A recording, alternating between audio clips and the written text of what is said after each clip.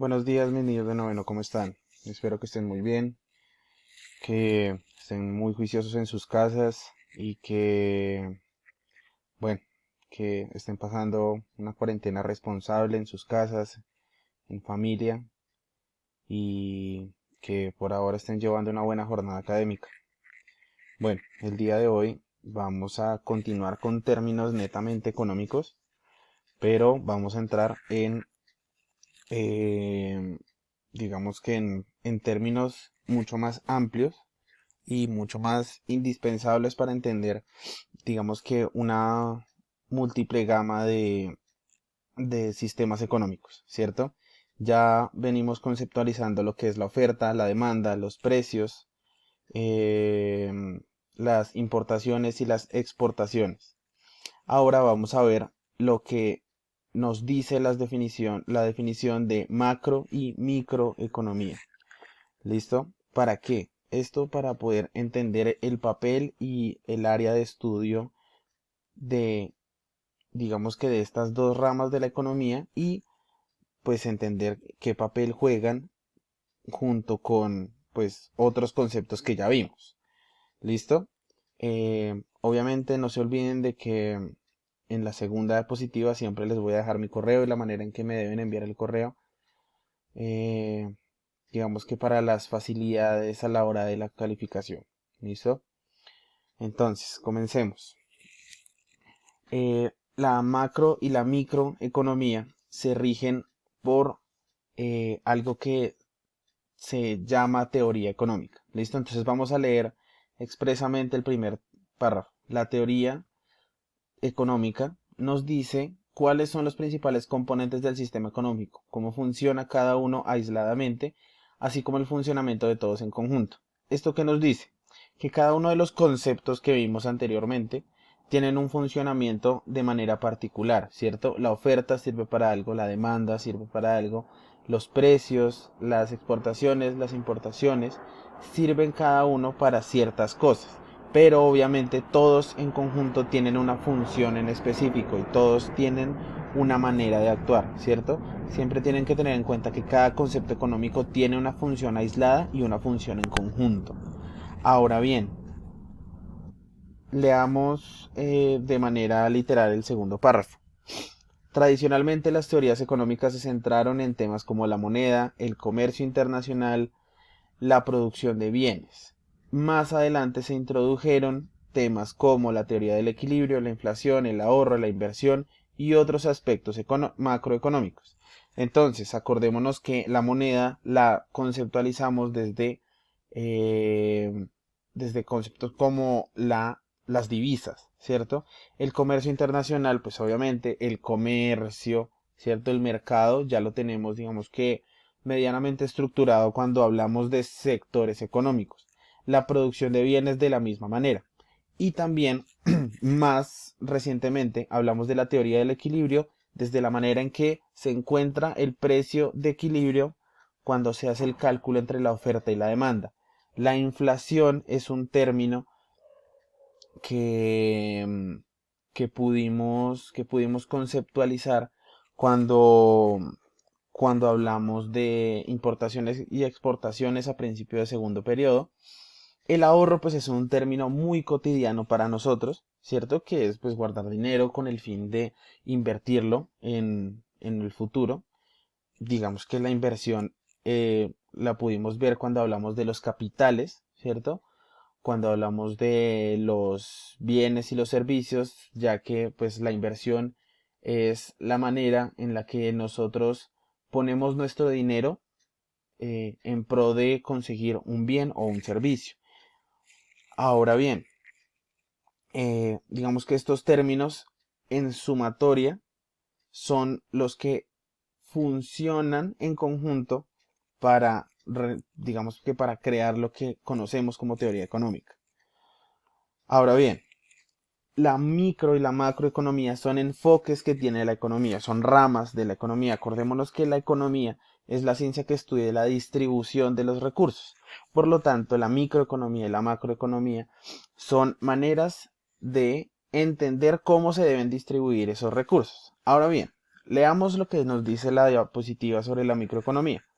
Dice que la microeconomía estudia el comportamiento económico de los agentes económicos individuales, como son los consumidores, las empresas, los trabajadores, los inversores, así como de los mercados. Obviamente, cuando se habla de mercados, se habla de mercados obviamente locales, ¿sí? No el mercado en general, sino los mercados locales, ¿sí? Los mercados individuales. Los consumidores somos obviamente nosotros. Los trabajadores podemos llegar a ser también nosotros. Los inversores podemos llegar a ser también nosotros. Y las empresas también. Pero asimismo, como nosotros podemos convertirnos en empresas, los otros se van a convertir en consumidores, en trabajadores y en inversores a nuestros ojos. Es decir, la microeconomía es el enfoque que tiene la economía para digamos que para los movimientos pequeños que dinamizan la economía, ¿cierto? Los movimientos que dinamizan la economía de manera local. Ahora bien, la economía se encarga del estudio general de la economía mediante el análisis de las variables agregadas. ¿Qué son las variables agregadas? Son la manera en que nosotros entendemos la economía en general a partir de todos esos conceptos que vimos anteriormente, ¿cierto? Como por ejemplo el monto total de los bienes y servicios, que acordémonos que los bienes y servicios están conceptualizados en el tercer sector de la economía, el total de los ingresos, el nivel de empleo, de recursos productivos. Los recursos productivos pues obviamente son las materias primas y todo esto, la balanza de pagos, el tipo de cambio, es decir, el cambio de divisas, la manera en que se mueve la moneda y el comportamiento general de los precios. Entonces, nosotros vemos que la economía es la que nos va a decir, la macroeconomía es la que nos va a decir cómo se encuentra y cómo funciona la economía a nivel mundial, ¿cierto? Es la manera en que la economía nos dice cómo está a nivel general. La microeconomía nos dice cómo se comporta la economía a nivel local. ¿Listo? Nosotros podemos encontrar que la microeconomía tiene unas cuantas ramitas, ¿cierto? Pero las ramas más importantes son la teoría del consumidor, que la teoría del consumidor nos habla de digamos que de las preferencias que tienen ciertos consumidores respecto al espacio donde están. La de la demanda, que es la que, digamos que conceptualiza qué productos son los que necesita más el consumidor en qué momentos. La del productor, que es la manera en que nosotros entendemos qué productos se pueden producir de maneras más sencillas en qué momentos del tiempo, ¿cierto? La del equilibrio general, que es la que vimos en el momento en el que conceptualizamos la oferta y la demanda, ¿cierto? Que el equilibrio debe estar en digamos que en la relación entre la demanda, la oferta y el precio. Y la de los mercados activos financieros, que es la que nos dice qué tipo de mercado está más fuerte en qué momentos, ¿cierto? O sea, digamos que, no sé, en diciembre los mercados de ropa, de juguetes son mucho más fuertes que en marzo y en abril, pero no sé, en mayo no sé, el mercado de las flores por el Día de la Madre se hace mucho más fuerte. Ese tipo de cosas nos quiere decir la, la rama del desarrollo de los mercados activos financieros. ¿Listo? Ahora bien, dentro de la macroeconomía también podemos encontrar objetivos de estudio específico, ¿cierto? La macroeconomía se encarga de estudiar, de estudiar cómo hacer crecer la economía. Hacer crecer la economía, digamos que no implica tener más dinero, sino implica tener más estabilidad, ¿cierto? Estabilidad económica. Es decir, que el dinero nunca falte y si sobra, pues obviamente no hay problema, pero que nunca falte. Que las oportunidades de trabajo, las oportunidades de inversión y de ahorro nunca falten, ¿cierto? Y que la sociedad en general tenga una estabilidad económica. A eso se refiere crecer la economía. Conseguir la estabilidad de los precios. Esto se refiere a evitar lo que hablábamos de la inflación. ¿cierto? Que los precios no se agranden de manera abrupta y la sociedad no tenga como, eh, digamos que, pagar esos precios, sino que sean unos precios lógicos y estables, que se mantengan los precios, lo que quiere decir que la economía es estable, ¿cierto? Fomentar el empleo porque pues del empleo dependen las personas y digamos que el empleo hace que las personas pues tengan un dinero, ese dinero lo puedan invertir o lo puedan gastar en productos, digamos que de consumo diario, o que lo puedan invertir en bienes o servicios, o que lo puedan ahorrar para después, digamos que realizar una compra en el mercado de algún producto, digamos que no sé, un poco más caro o cualquier tipo por el estilo, ¿no? Y la obtención de una balanza de pago sostenible y equilibrada.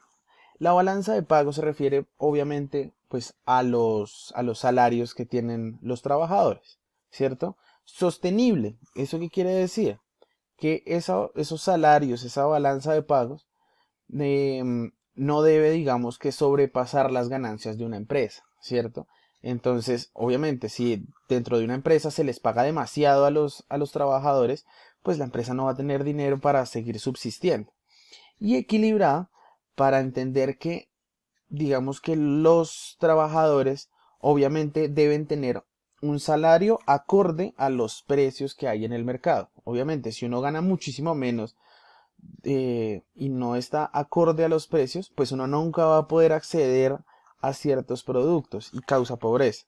Cuando hay un equilibrio, uno gana lo que es, ¿sí? Y lo que necesita para digamos que adquirir productos de necesidades básicas, ¿sí? A eso se refiere con sostenible y equilibrado. Eso nos lo da la macroeconomía, porque digamos que hace un estudio general de los productos y de los mercados y nos ayuda a entender cuánto debe ganar cada trabajo para adquirir, digamos que productos básicos. Bueno, digamos que ese es un abordaje bastante rápido y bastante básico de lo que es la macro y la microeconomía. Aquí les dejo unas actividades a desarrollar. Recuerden que me pueden hacer sus preguntas en cualquier momento y nada, nos estamos hablando en una próxima ocasión. Chao.